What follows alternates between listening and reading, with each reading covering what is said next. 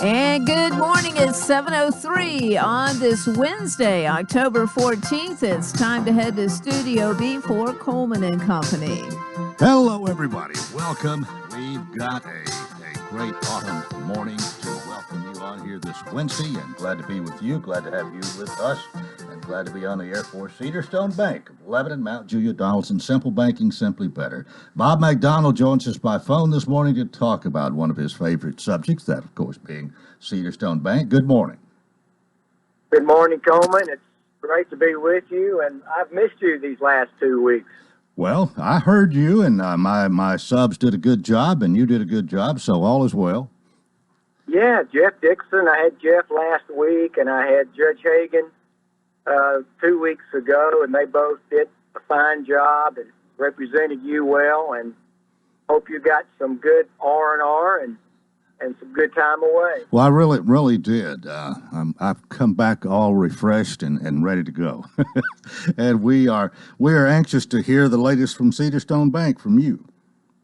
Well, I look forward to it. It's good to be with you, and again, welcome back. Susan missed you too, and she asked, "Well, how long is he going to be gone?" And I said, "I don't know. I know you're only gone 2 weeks, but it seemed much longer than that." Oh, come on now. It didn't seem like more than 2 weeks to me. I enjoyed it, I'll tell you. But it's good to be back. For the one who's away, it never seems quite long enough, does it? There you go. Right. What is the latest? What you got for us today? Well, we're very busy at the bank, Coleman.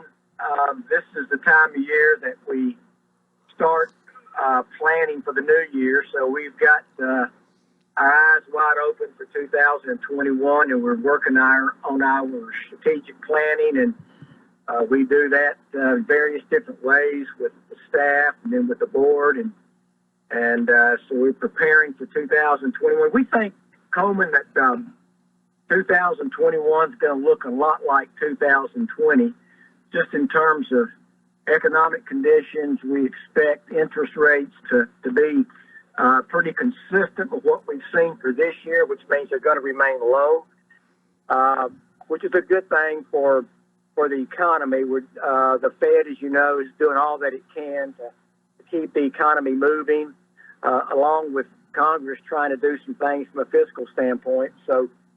But we expect economic conditions to be much like this year, and we expect to see continued improvement in all economic indicators such as consumer confidence and home sales and home prices. We hope the stock market continues with its move. Of course, what happens on November 3rd will very likely play a role in what goes on in 2021. But that's where we are right now with our planning for the new year. Well, in spite of some challenges and some unusual and unexpected challenges this year, I think so far here in Middle Tennessee, we've come through this pretty well. And from what you tell us about the bank, seems like it has. Well, we have, and you're right. In our local area here, we've done well from a health standpoint. Everyone has maintained all the appropriate guidance from the CDC in terms of social distancing and wearing a mask where appropriate and wiping down surfaces and using hand sanitizer. So I think all that's because of how well we've managed that, and it has had a direct impact on our local economy. And you're right. There's been a few stresses out there, but overall we can be very happy with how our local businesses have managed through this pandemic. And we hope that we can continue to say that, of course. And of course, I know Cedar Stone's part of the group of banks who have stepped out to help some of the small businesses and to encourage shopping at home and this sort of thing. And you, Melinda Bounds, and others are right there in the middle of this, Bob. Yeah, we're very, very proud to be a part of that. As you've heard all about the 10 community, and we're delighted to be a part and to help as we can. And it's been a great joint effort between the three chambers and a handful of banks. And so we hope that's been helpful, and from all indications, it has been. Mm-hmm. Well, you do have money to lend, as we say. You can get your loan at Cedar Stone as well as free checking. But loans, if you need a loan and you're credit worthy at all, you can get one for very low interest rates right now. And if you need to borrow money, it's the time to do it from all indications. Well, that's true. Whether you're buying a car or buying a house, buying equipment for your business, interest rates remain very low. And so we're seeing activity in all of those lending categories, Coleman. And of course, we're still opening up a lot of our free checking accounts, free online banking, bill pay, free checks, free ATM use anywhere in the world. So we're staying busy with all of our accounts, and we're thankful for that, and thankful that we can talk about it with you each Wednesday. And by the way, before we go, you mentioned Cedar Stone's near and dear to my heart. Well, your upcoming program is very near and dear to my heart and Susan's, and I look forward to tuning in and hearing what you have to talk about with those two fine gentlemen. All right. Well, all right. And don't forget free checking at Cedar Stone. Open up that account today if you don't already have one. Bob, thanks for being with us this morning. We'll do it again next week. Thanks, Coleman. Good to be with you, my friend. Welcome back. Okay, Bob McDonald, President, CEO, Cedar Stone Bank, Lebanon, Mount Juliet, Donaldson. Simple banking, simply better. We're 10 after the hour, and this is the Wednesday we feature Cumberland University. Rusty Richardson is here, and a guest that he has brought this morning. Rusty is the Executive Director of Community Relations and External Affairs for Cumberland. And Rusty, you didn't get to miss me because your time didn't come up while I was gone. Well, but as a frequent listener, I missed hearing you on those those mornings on my way to work. Well, thank you. But it's good to have you today. Always good to see you because you bring us some interesting people from Cumberland. And I think through this effort that we have here once a month, people are finding out more of what is going on at Cumberland University. And it's largely through your efforts, to be honest about it. You do a good job. Thanks, Coleman. It's always a pleasure to be here. Let's talk first, I guess, about last week's mayoral debate at Cumberland. Yes, we sponsored that debate with the 4 candidates for Lebanon mayor, and the people that are running nationally could take some good lessons on how those candidates comported themselves. They behaved, they followed the time limits. I bet they didn't even interrupt each other. They did not interrupt each other. We had scheduled the debate to last for 1 hour. And literally, we were over in 40 minutes. Oh. Not all of them took the entire time allotted for their answers. And we had a fairly small crowd there in Bear Chapel. We had people watching as it was live streamed that night. But for anyone who missed it, if they simply go to the Cumberland website and click on the YouTube symbol up at the top of the page, they can watch the recorded debate. It was recorded. And we now have over 800 people that have watched the debate in that recorded format. And again, where it only lasts 40 minutes, people can go through it pretty quickly. And the candidates all did a good job on expressing their views, expressing how their point of view may be different than the other 3 that were running.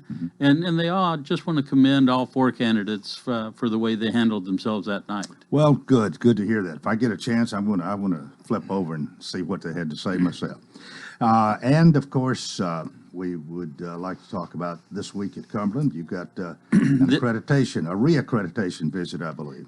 This is the week we've been preparing for over 2 years now. Every 10 years, the university, just like all universities in the country, have to go through a re-accreditation with the accrediting body. And this is our turn in the barrel, so to speak. And again, we've been preparing for over 2 years for this. It was originally scheduled to take place last March, and then got postponed until this fall. And instead of being the on-site visit, normally they would send in a team of 8 to 10 people for the on-site visit. Everything this week is virtual. Oh. So all of the meetings, all of the hearings, all of the investigations that they're doing are all done virtually through Zoom meetings and through those types of pre-recorded videos in some cases, so they can get a feel for the campus. But it's a highly critical component of what every university does every 10 years. It helps us improve. It helps us reassess everything we're doing. So it's a very valuable process. But as Dr. Ford and I were talking earlier, there is an ungodly amount of man hours to go into the preparation. And if you put a dollar figure to that, it has to be one of the most expensive things Cumberland's done in the last 2 years. I hear you. Well, speaking of Dr. Ford, how about introducing him this morning? Please do. Happy to welcome back Dr. Ford, Dr. Ron Ford, in his role here, and he has been one of the co-chairmen of our CROP team, which was our campus reopening team, taking care of all of the COVID-19 preparations and allowing us to bring the students back. And we're now 9 weeks into a 14-week semester, so we're over the hump and heading towards the finish line. And I thought it'd be good for him to give an update on what we've done, what we've learned, number of cases, all those type of things, because it's still so much in front of all of us. Yeah. Well, Dr. Ford, Dr. Ron Ford, welcome again. Good to see you. Thank you. Great to be back. How is this has been a new thing, totally, as we say, plowing new ground, and you didn't know exactly where the finish line was or what you're going to do. You got together and you come up with a plan. How has it worked? It's worked quite well. Let me just say this, shout out to Bob McDonald and our Board of Trustees and W.P. Bone and their leadership, along with, of course, Dr. Stum, whom you know well. They recognized early on that this was it was going to be important that we do this right, and our prime directive was the health and safety of all of our community. So we've organized Dr. McKee and I as co-chairs, and his deans and others have organized this CROP team who meet seemingly daily and have now for months to plan all the details, all the way down to face mask and hand washing, to how classes are scheduled and how the terms are scheduled, and social distancing and every event on campus to make things as safe as possible. That so far has worked out very well. Now, we have had in total, cumulatively, since the beginning of COVID, 35 reported positive cases, which is 35 too many. However, most of those cases occurred, in fact, because of our contract tracing, we know those cases occurred off campus. They are students of ours, or in a couple of cases, faculty members of ours, but the events in which they happened occurred off campus. And so we're working very hard, even to help off-campus activities, right? To help keep those kinds of numbers down. I want to make a particular recognition to Dr. McKee and his leadership and the deans, and a special recognition to one of our professors whom you know, Matt Espenshade, who's played a really critical role in this entire process and done a magnificent job serving the faculty and staff. All right, I need to kind of interrupt here and put a halt. We'll pick it up after we go to a break. We have Dr. Ron Ford and Rusty Richardson from Cumberland University here this morning. This is Coleman and Company, FM 98.9. And it's now 7:17. Let's see what's happening on the roadways. Thanks to Bates Ford and that regular oil change, $24.95 up to 5 quarts of oil, tax and disposal. 1673 West Main. Now at traffic. Here's Chuck. Well, good morning. There's not been a shortage of accidents this morning, that's for sure. It's been actually quite active as the police wrap up an accident right now, 3800 block of Logistics Way. That's going to be South Nashville. Also 24 eastbound between Whites Creek Pike and OHB on an accident. Here we go. All that traffic trying to get in from Jolton this time of the morning as they drive by, staring at that crash, mopping up that earlier wreck at Briley Parkway at County Hospital Road over in Bordeaux. Check out Ober-Gatlinburg this year during Oktoberfest, now through November 1st. All the details at obergatlinburg.com. I'm Commander Chuck. You're on time traffic. This is Bob McDonough with Cedarstone Bank. We know there are times when financial circumstances can be complicated for families and businesses, but we do not believe the solutions need to be. That's why for 15 years we've been delivering simple banking to our customers while still offering all services and products. We're thankful for our customers and the communities that we serve. If you don't bank with us, it would be our pleasure to visit with you and talk about how simple banking is simply better. Cedarstone Bank, member FDIC, equal housing lender. They're on a mission. Finish what you started. Reach for the crown. The Titans have eliminated Tom Brady and the world champions. As the Titans get it done again. Don't miss a single play of the 2020 Tennessee Titans right here. Brought to you by Steve Moore Plumbing and The Jewelers. LHS, Cumberland University, and the Tennessee Titans. The winning teams are on WANT 98.9. Hello, I'm Rick Bell. Lebanon needs leadership. Now is the time to lead our city into the future. I will work every day to manage your tax dollars more effectively, protect our established neighborhoods, recruit and create amenities you deserve, and protect what makes Lebanon a special place to live, work, and play. I'm Rick Bell. I would appreciate your vote November 3rd. Early voting starts October 14th and continues through October 29th. Paid for by Rick Bell for Mayor, Adrian Kelly, Treasurer. Too much for me. Coleman and Company, thanks for joining us here on this Wednesday. We feature Cumberland University. Rustin Richardson, who is always with us when we have Cumberland on, Executive Director of Community Relations and External Affairs. I love it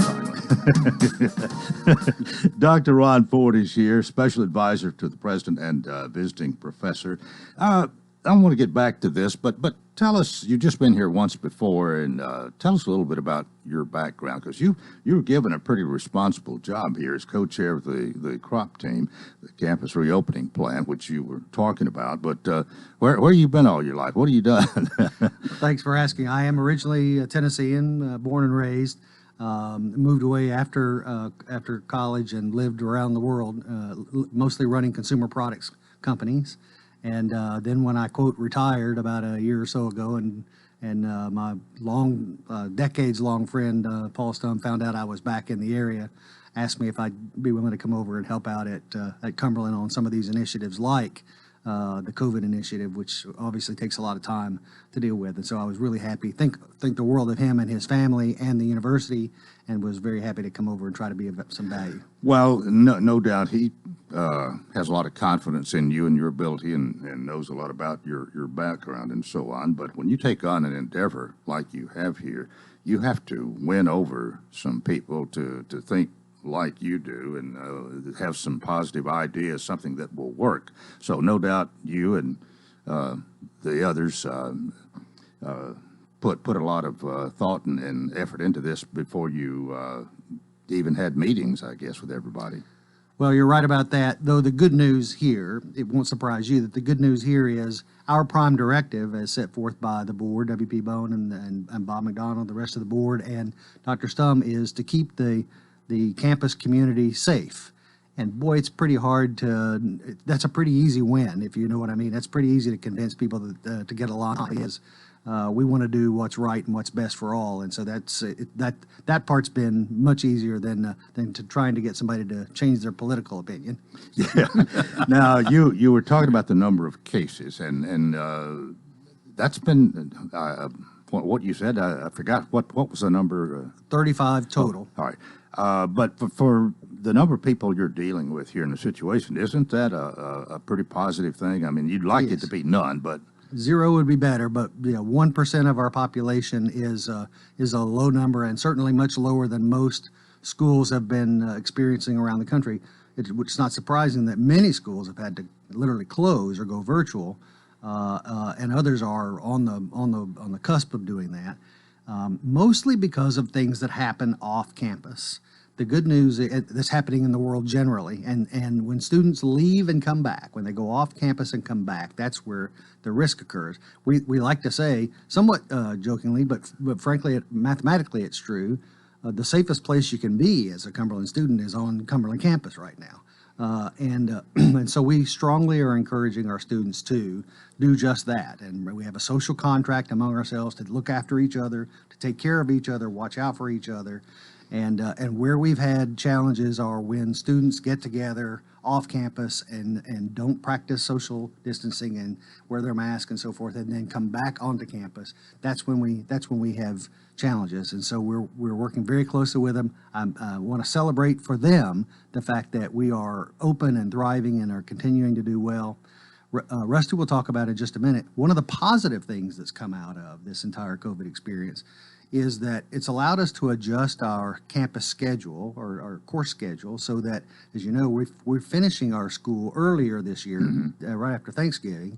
and we don't start back until a little bit later in January. So there's basically a 2-month break between Thanksgiving and when we come back. We did that deliberately because we didn't want students going home for Thanksgiving, contacting and hugging and whatever there it is they're going to, and then coming back to campus for another week of finals and so forth, and then going home again.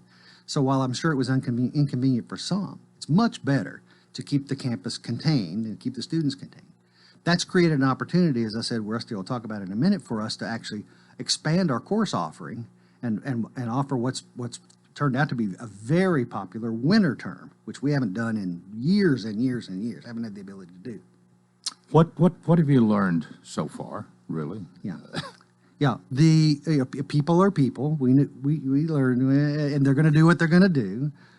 We're social animals, and we want to hug each other. We want to shake hands with each other, and it's hard not to. And students are the same. But on the good news side, people are overwhelmingly positive, compliant, graceful, understanding. And I think the number one thing that I and we as a community have learned is this term we called agility. We use it a lot, which is things are just coming up every day that are different than what we might have expected. And the question is, how can we adjust to this, pivot to this, be graceful about it, and move forward? And I think that's a skill that we're both learning and teaching to our students that they're going to need in this world this year and the next year and for a good long while. Well, one other thing, we'll give it to Rusty here, but what about you apparently have won the students over pretty well. What about the faculty? Did they jump in with you, or was there some dissension or opposition in the beginning there?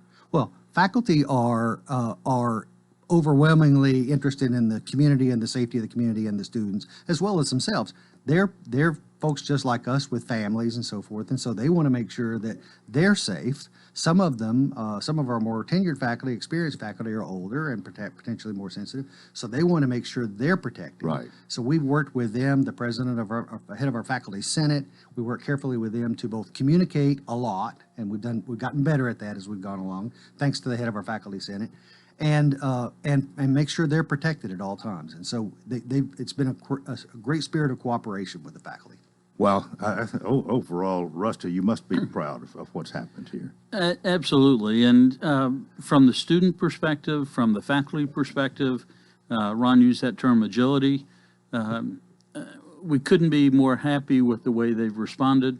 When cases come up, I know I instruct a couple of freshman courses, and when a student says, I've got to quarantine for 2 weeks, I, like all faculty, then make adjustments, make arrangements for them to attend by Zoom meeting or do a special makeup meeting for them, a class for them, to keep them on track.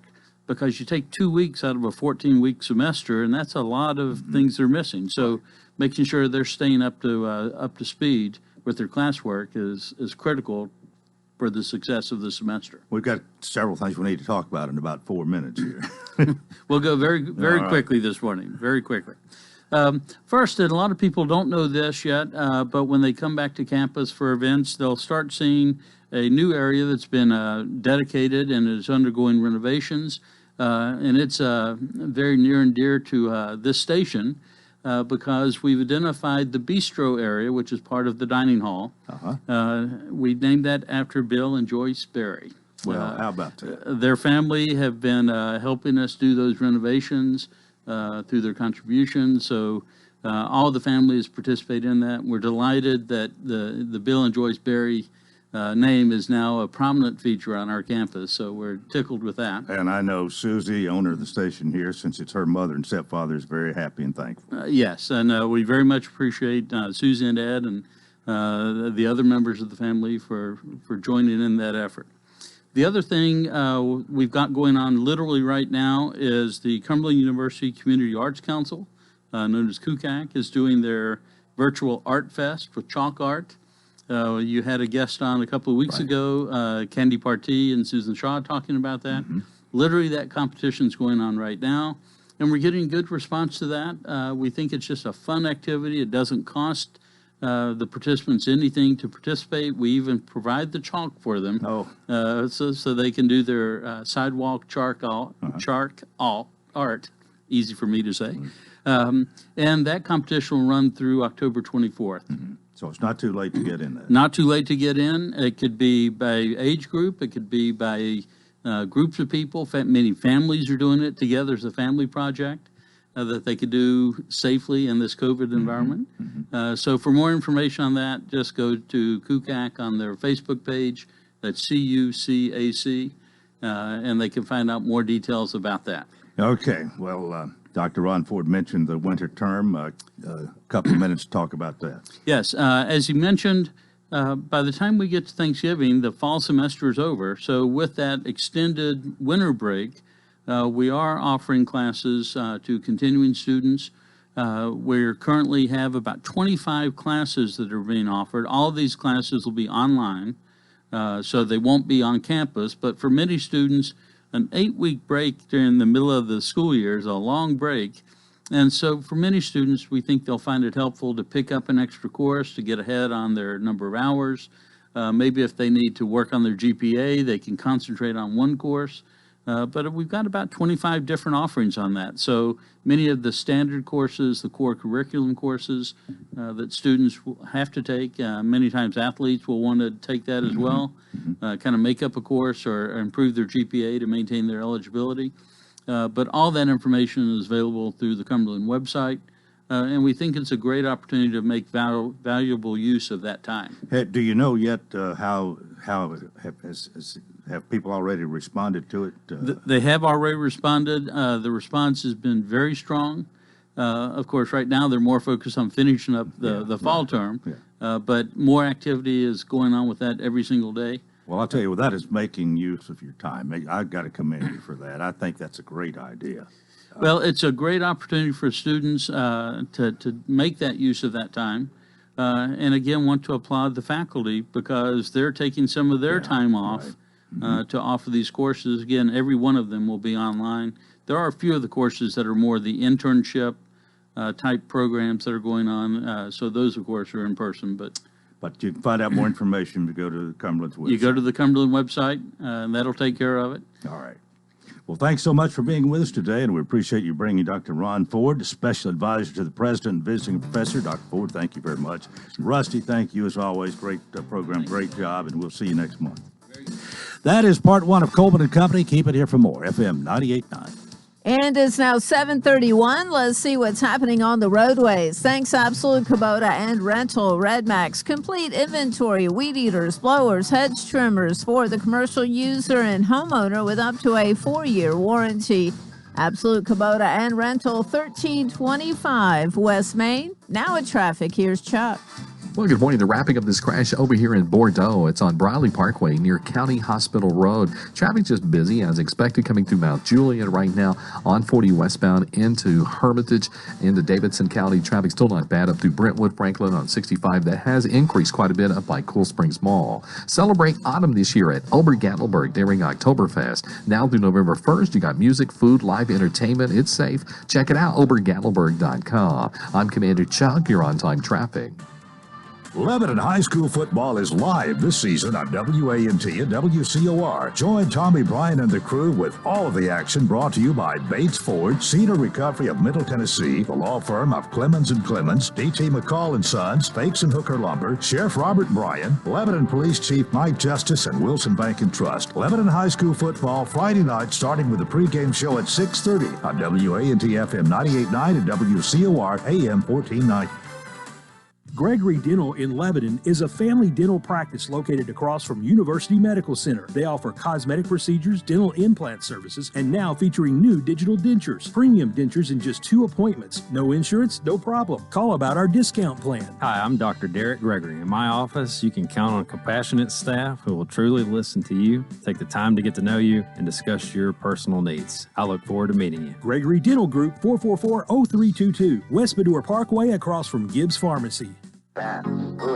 WANT is proud to announce the return of the Fakes and Hooker Scoreboard Show. Every Friday night, we will bring you local scores and interviews with Wilson County coaches directly after the LHS football game. The 2020 Scoreboard Show is brought to you by Fakes and Hooker, Burdine Supply, Designers Carpet, Kenny Salas and the hometown team of Keller Williams, Lebanon Appliance, Minchie's Landscape, Palometto's Insurance, and Sammy B's Restaurant. That's every Friday night after the LHS football broadcast, right here on WANT 98.9, Wilson County County's own radio. Today, highs will top out near 80 degrees with bright sunny skies. So if you can enjoy lunch outside today, it would be a great day for it. On Thursday, we'll have a mix of sun and clouds with rain moving in overnight. Highs on Thursday climb into the mid-70s. A big cool down is on the way for Friday. This weather forecast is brought to you by Walker Auction and Realty. Professional auction and real estate services. Get top dollar for your home, land, or personal property. Log on to MikeWalkerAuctions.com. They know auctions. That's a look at your forecast. I'm meteorologist TJ Scott. Coleman and Company, welcome to part 2. It is a Wednesday time for Philip to come in here and talk about Absolute Rental Supply. Philip, good morning. Good to see you again. It's good to be here. You've been here the last 2 Wednesdays. I haven't. Yeah, exactly. But we know that one of the big things you like people to know is that telephone number, 615-443-RENT, R-E-N-T. And with that, we'll get going this morning. How are things? We were extremely busy. Things are good right now. Like we've talked for the last several months, weather's kind of consistent right now, so that's making things busy. We're getting ready for everybody to get into our fall cleanup kind of processes, the remulching, the aeration, the seed, the fertilizer. So, of course, pressure washers are still busy. So all that's going well? Yeah, all that's going well. Yeah, we've had a really good fall. We've had enough moisture in the ground, enough rain, that it's been a great time to do the aeration and overseeding. It's still not too late. I think normally they say till the end of October is the prime time for fescue lawns. So we still get in and get that done, no problem at all. Well, you got your website, absoluterental.com, and you can check out your equipment and all of that there. But as we've said so many times, you don't rent over the internet. You have to call 443-RENT. And some of these pieces of equipment are very popular and may not be available just with that phone call. Exactly. And so we do ask people to call and make reservations. Normally, I had a guy yesterday who wanted an aerator, and we were able to kind of look at the schedule, look at all how many aerators we have, and I was able to fit one in. He's supposed to be there this morning. So give us a call, and we can normally always fit you in. Well, you're going to do your best to work out something, even if it's not the primary thing they wanted. The second best a lot of times will work. Exactly. Yeah, we have a workaround. You're pretty good at juggling. But it's busy in these areas. But there's so much that you have to offer people to rent, and so many times it's something that you don't have, that you really don't want to put that much money into, but you can rent at a nominal fee, and even if it needs to be delivered, you have a great delivery service. We really do. We deliver all the time. We keep normally 1 to 2 trucks busy all day long. It's a great service. It's a great service for the homeowner who may not have the proper size vehicle to get the equipment there, and it's also a great service to the contractors because they can just call and tell us when they want it there, and then when they're done, they just call and we come pick it up. Yeah.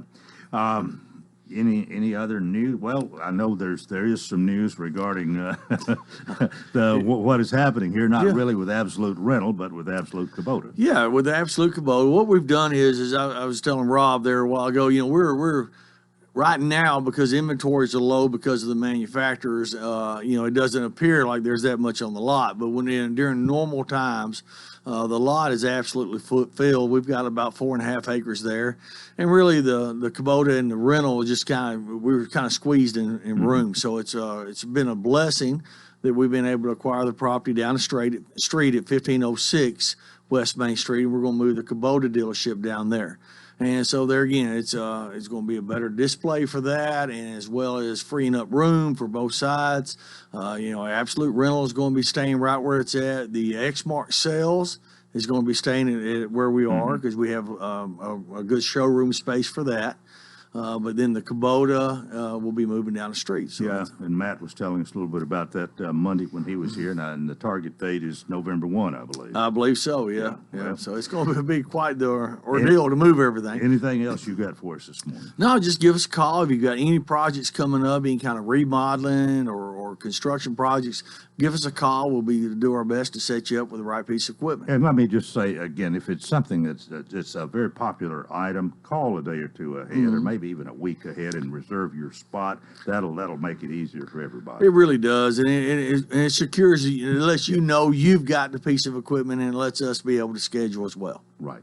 615-443-RED, Absolute Rental and Supply, 1325 West Main. Philip, thanks so much. See you next Wednesday. All right, thank you. Philip Etherly, we are 22 before the hour, and the second half of our program here, my guest is paying for the time this morning. Rob Sesternino joins us to talk about his candidacy for mayor of the city of Lebanon. Rob, good morning. Good morning, Coleman. Thanks for having me. Well, it's nice to see you. We take paying customers. Well, last time I spoke to you, it was free, and I enjoyed that thoroughly, too. Well, that's sort of our way of letting you know. I think the FCC says that if it's a political announcement, it's supposed to say so that people are paying for it. So that's our way of letting everybody know. But we do appreciate you being here to talk about it. And we haven't rehearsed this at all. Where do you want to start this morning? You're a candidate for mayor. The election's coming up November 3rd, coincides with our national election that day. Early voting, I believe, starts today. 8 o'clock. 8 o'clock. I'll be there. I'm going to go from here and pick up Leah, my daughter Elizabeth, and Luca, and we're going to run on over there. Get a quick start. Yeah. Get out of the gate quickly. Now, early voting, you can vote. It's 5 different places here, I believe. Well, I think Election Commission. Election Commission, and we have the one in Clayville, 2 in Mount Juliet, and 1 in Watertown. Well, as I'm running for mayor for the city of Lebanon, I'm only concerned about the Election Commission. But the thing about it is, even though you might, you can vote at any of those 5 places, even if you're just voting. As I understand it. Right. Vote for mayor. They do a great job. And, the first time when we spoke, we talked about why I wanted to be for mayor and some of my stuff. But let's talk about some of the things that I got done. All right. I pulled a petition before William Farmer decided he was going to retire. You want to talk about scary, because that is still the smartest man I've ever been in a room with. I mean, he was scary smart. And then he decided to retire. We had a race. I won, ran against a couple great guys, Judd Nabe and John Sloan. And I didn't make a lot of promises. I was brought up on a farm, town smaller than Watertown, and my grandpa always told me, he said, about the only thing you end up having at the end of your life is your word. So when you shake somebody's hand, you look a man in the eye, you give them your word, you're supposed to keep it. So I don't make a lot of promises, but I try to keep them. When I ran, I said I was going to eliminate benefits for council members when they retire. Because when I first got on the council, if you served 2 terms on your 60th birthday, you could be retired anywhere in the U.S., but you could still get back on the city's health insurance. So I believe that when people are, when you're done serving the government, that people shouldn't have to serve you anymore. So we eliminated that. That was a promise. I promised we'd put money in the streets and sidewalks and drainage. We did that. I promised we'd work on quality of life. We did some trails. We did a dog park. We expanded the backside of the Fox Park with a lily pad for the little kids. Did some things that you don't get any credit for. But when I first was on the council, you and I were paying more per unit to flush our toilet than a place like Amazon that flushed 1,300 times a day. But which one taxes the system more?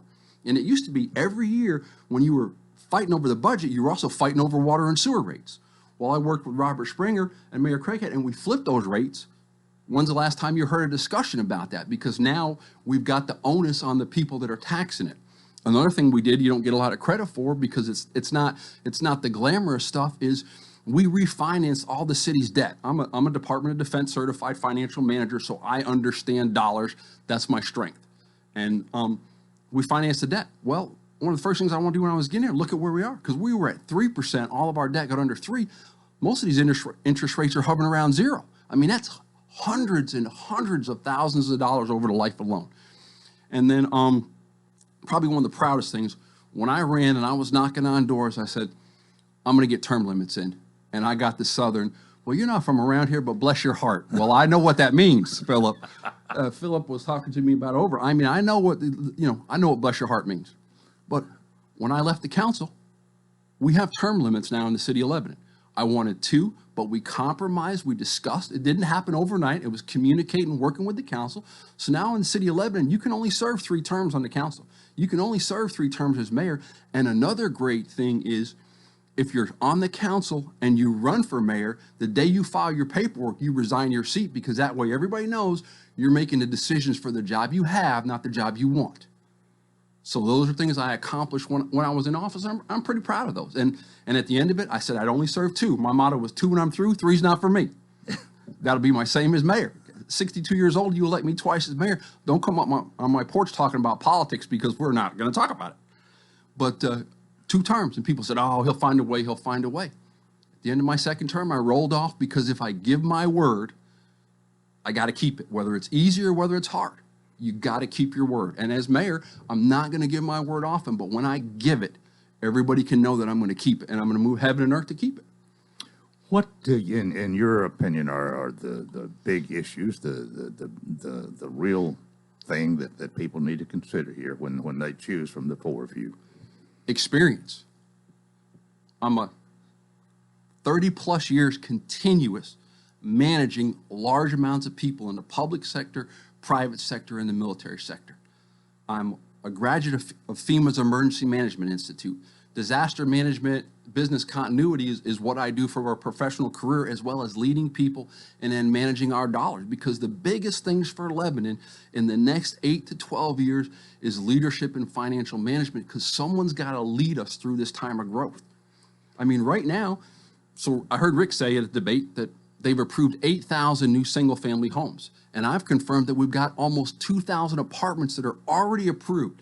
So consistently and conservatively, in 5 to 7 years, you can expect 25,000 new people in the city of Lebanon.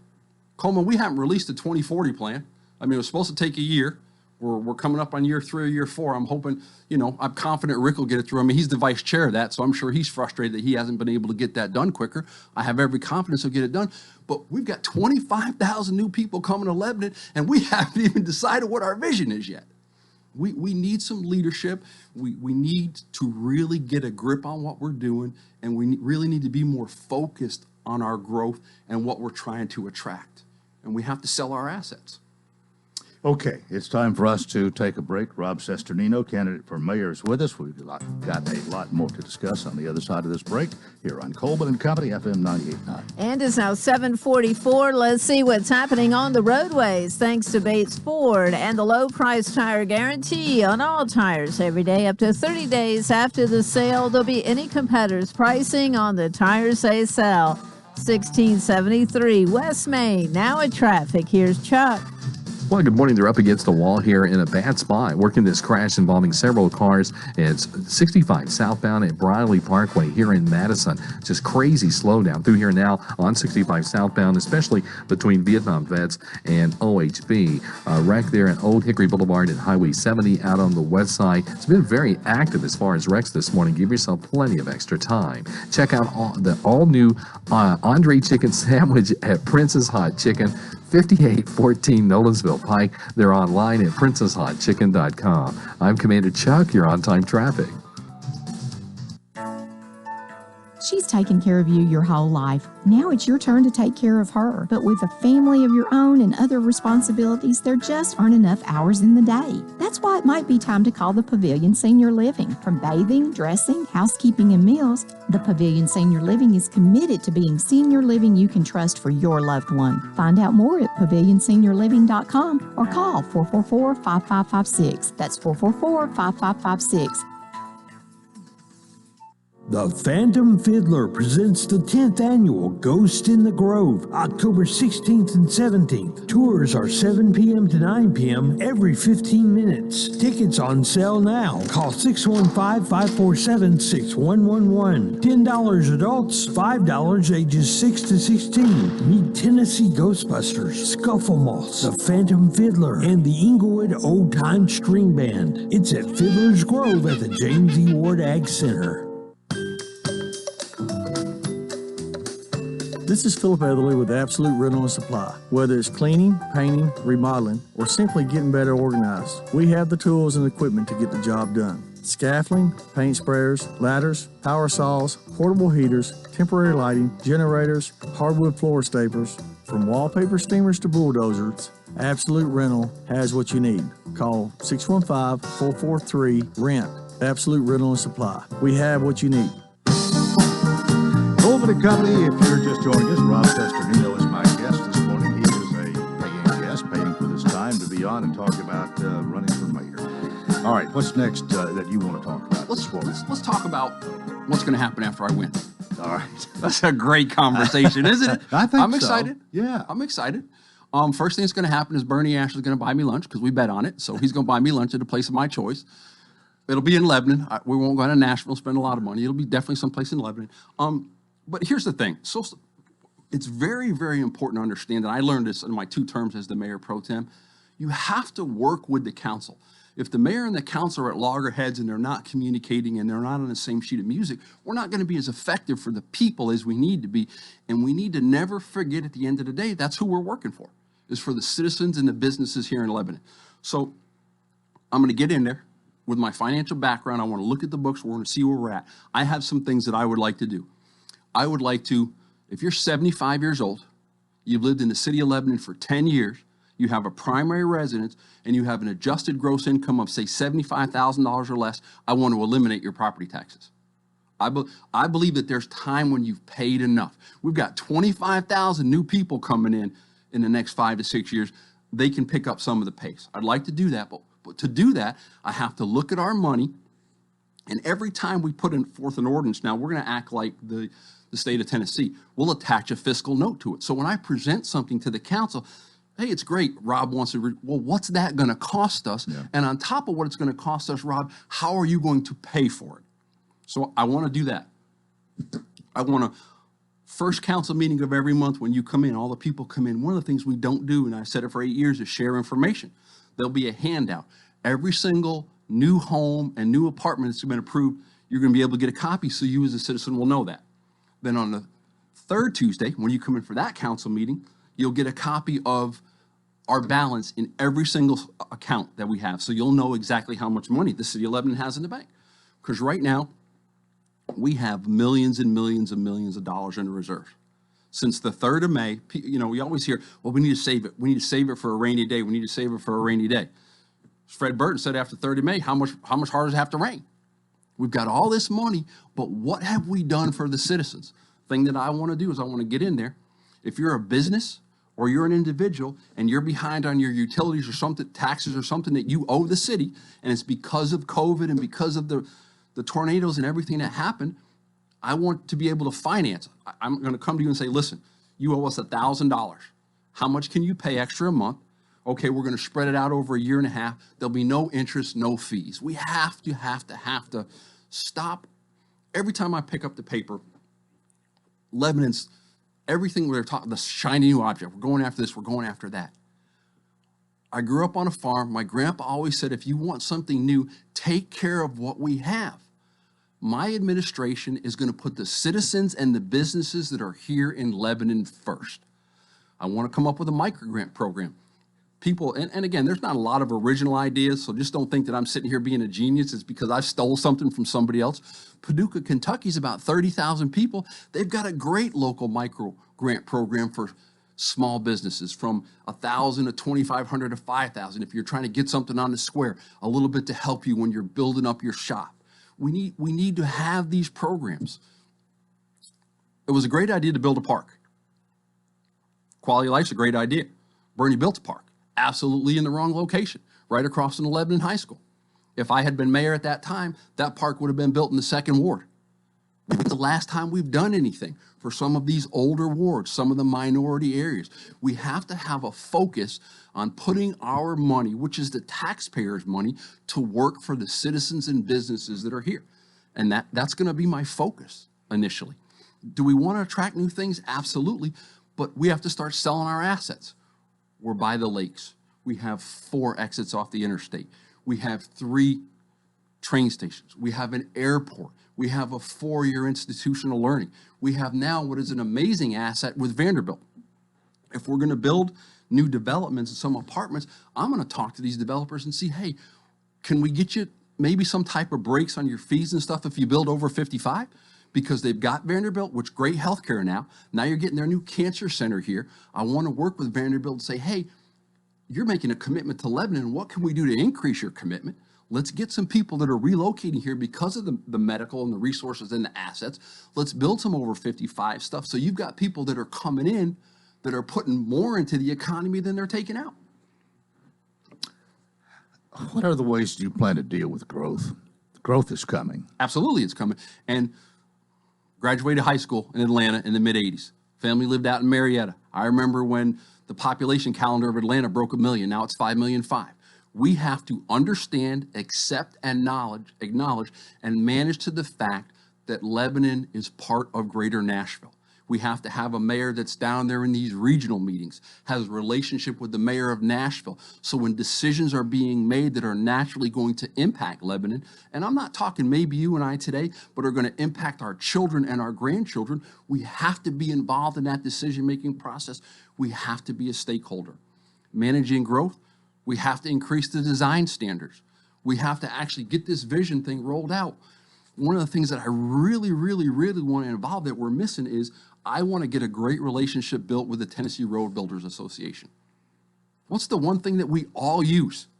Roads. Every time you leave your house, you're getting on a city street. Well, when I first got elected to the 3rd Ward, we had a 90-year paving cycle.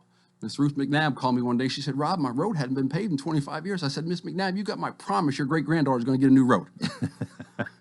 But the Tennessee Road Builders Association will tell us how many miles of roads are in Lebanon. Here's how many miles of roads we expect with the growth that you're going to need. Here's what it costs to build a road per mile. But then once you build it, here's the life cycle of it. And here's what you need to set aside for maintenance of each mile of road that you built. Coleman, when have you heard these discussions being had? Infrastructure. I think we owe roughly $60 million as a city. 2/3 of that is underground. Well, as we continue to spread out, what does that do to our water pressure? What does that do to sewer? How much longer is the one wastewater treatment plant we have, is it going to support 65,000 people? When are we even having these discussions? These are boring. Let me tell you, when I would fly to Seattle, when I was working in Seattle, and I knew I had a meeting with Public Works, the easiest way for me to get to sleep 5 hours on the plane was to pull out something that I got for wastewater, because I'm about a paragraph into it and I went lights out for about 2.5 hours. But you have to learn about that stuff. You have to study, because it's not discussed. People think if you flush your toilet and everything goes down and you turn your water on, it's not brown. They don't realize what happens with that. But there are so many unintended consequences to growth. We have to have these discussions. And it's not even us. If a family of 2 moves into Lebanon and they've got 2 kids with them, well, the school district's about $19,000 or $20,000 upside down, because even all we get back from them in property taxes and things like that, if the school district is spending roughly $10,000 per student, they're bringing 2 new kids in. You know, that's why I want to talk about the over 55 and have these discussions. But we have to understand that we're part of Greater Nashville. And I've heard other candidates saying want to protect our identity of Lebanon. Well, which identity is that? Because it's certainly not the identity of 28,000. It's certainly not the identity when I first moved here and I went past Sports Village on 70 and I saw all the cows to the right in the Angus fields, because now all I see are apartments going up. What identity is it? I don't necessarily know that we need to maintain our identity. We have to determine what our identity is going to be going forward. And I think that that's a discussion that we all need to have. You have some grandiose ideas you're throwing out here. Can you do all you're talking about with the money that without tax increases with what we have now? Well, so remember, when I was on the council, I went for the sales tax increase, not once but twice. Moved it 13 points, and then Randall he brought it home. So we've got if you look at every dollar's brought into the city of Lebanon, roughly half of that is sales tax. The smallest percentage of that pie, at about 25% is your property tax. Then above that is your permitting and your fees and everything like that.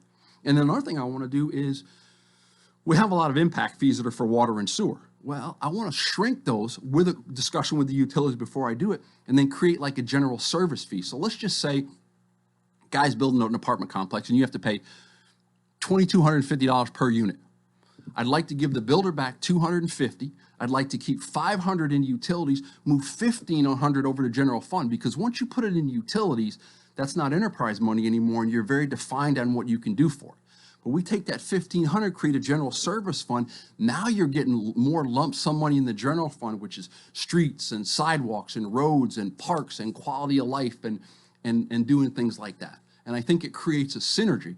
And when I would do that, I would only do it on a 2-year program at a time, because then 2 years later, I'd go to the utility guys and say, okay, what do you need? Well, Rob, we're going to need a new wastewater plant. There's no way that we can serve 65,000 people because Coleman, that's with what we've got approved today. 8,000 new homes, 2,000 apartments. Just a husband and a wife in every one of them, which we know wasn't going to happen. That's 20,000. So conservatively, 25,000 people. We're going to need more infrastructure. We're going to need these things. These are big ticket items. But again, right now, we've got to look at borrowing money. As Joe Hayes said, when we got a grant one time, said, sound like free money to me. Well, when the interest rate's zero, let's get some free money. Let's have these discussions. Let's look at our finances. Let's get our money working for us, because it's not working for us just sitting in the bank, not, doing anything for the citizens. We've got 2 minutes. Well, my name's Rob Sesternino. I'm running for mayor. And I want you to remember something, Coleman, and I heard this, and I'm using it because I love it. When you go to cast your ballot, it's like a multiple choice test in high school. A for Ash, B for Bell, C for Sesternino, D for DeMoore. What did your teacher always tell you, Coleman? If you were 100% sure of the answer, always pick C. So I want everybody to go to the ballot, pick C. I'm going to put the citizens of Lebanon first. We're going to clean up this city, because Coleman, it's a dirty city. I live a lot of my life on military bases. On the west side, which is our newest side of town, there's grass growing through the sidewalks. I can't tell you the last time we pressure washed a lot of this stuff. It's a dirty city. I'm going to clean the city up, and we're going to increase design standards, and we're going to slow down these apartments, and we're going to put the citizens and the businesses of Lebanon that are here first. But remember, pick C. Listen to your teacher, ladies and gentlemen. All of you that have an education, it's because you listen to your teacher. Pick C. Thank you very much. Again, I'm Rob Sesternino. I'm asking for your vote. You've got me. I had not heard that before. I've got to commend you. That's a great ending here. Thanks for being with us this morning, Rob. Coleman, go Yankees. All right, that is part 2 of Coleman and Company. Rob Sesternino, a paid political program this morning. Rob Sesternino for mayor, and we did say earlier, early voting starts today. In fact, in about 15 seconds, and Rob wants your vote. All right, thank you much. Well, I hope you'll join us tomorrow for Coleman and Company, and until then, I wish you a wonderful day.